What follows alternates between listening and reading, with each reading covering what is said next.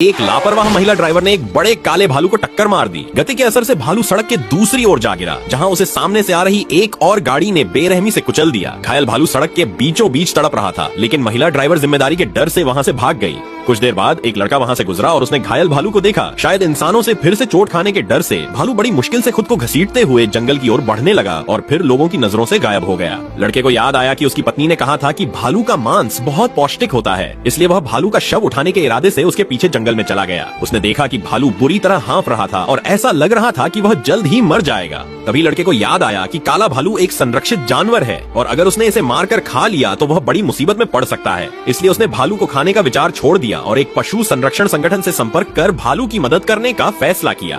लड़के के इस दयालु निर्णय ने उसके जीवन को हमेशा के लिए बदल दिया। जंगल में चिकित्सा सुविधाएं सीमित थीं, इसलिए डॉक्टरों ने भालू का केवल प्राथमिक उपचार किया और फिर उसे शहर के अस्पताल ले जाया गया। इस दौरान लड़का पूरे समय भालू के साथ रहा। कई घंटों की मेहनत के बाद आखिरकार भालू की जान बचा ली गई। अब उसे बस कुछ समय तक आराम और देखभाल की जरूरत थी। लड़के को अपने पहले के गलत विचारों का पछतावा था, इसलिए उसने भालू को अपने घर ले जाकर उसकी देखभाल करने का फैसला किया।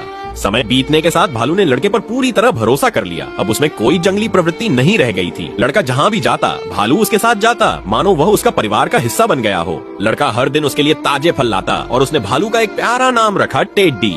हालांकि लड़का जानता था कि टेड्डी एक जंगली जानवर है और उसे अंततः जंगल में ही लौटना होगा, इसलिए उसने 2 करोड़ रुपए खर्च कर एक पूरा जंगल का हिस्सा खरीद लिया ताकि टेड्डी वहां सुरक्षित रह सके, बिना शिकारियों या लापरवाह ड्राइवरों के डर के। टेड्डी की संगति ने लड़के को भी ढेर सारी खुशियां दी, लेकिन खुशियां ज्यादा दिन नहीं टिकी। विदाई का समय आ गया। दिल भारी था, मगर लड़के ने टेड्डी को आजाद कर दिया ताकि वह जंगल में स्वतंत्र जीवन जी सके। सोचा था अब उनकी कहानी यहीं खत्म हो जाएगी, पर कुछ ही दिनों बाद टेड्डी फिर से लड़के के घर लौट आया। वह घंटों दरवाजे पर बैठा रहता, मानो अपने उद्धारकर्ता को धन्यवाद कह रहा हो। इसके बाद भी टेड्डी अक्सर लड़के से मिलने आता, लेकिन कभी उसे परेशान नहीं करता। समय बीतता गया। एक दिन जंगल में लड़के की फिर से टेड्डी से मुलाकात हुई। इस बार वह अपने छोटे छोटे बच्चों के साथ था। टेड्डी के परिवार को देखकर लड़के का दिल गर्व और खुशी से भर गया। अब टेड्डी और उसका परिवार अक्सर लड़के के घर के सामने आते, लेकिन बेहद सभ्यता से कभी भी घर के अंदर नहीं आते। लड़का भी उनके लिए अपने बगीचे की सब्जियां छोड़ देता। टेड्डी भी एहसान चुकाने का तरीका जानता था। वह अक्सर पहाड़ों पर घूमने वाले खतरनाक जानवरों से अपने उद्धारकर्ता की सुरक्षा के लिए गश्त लगाता।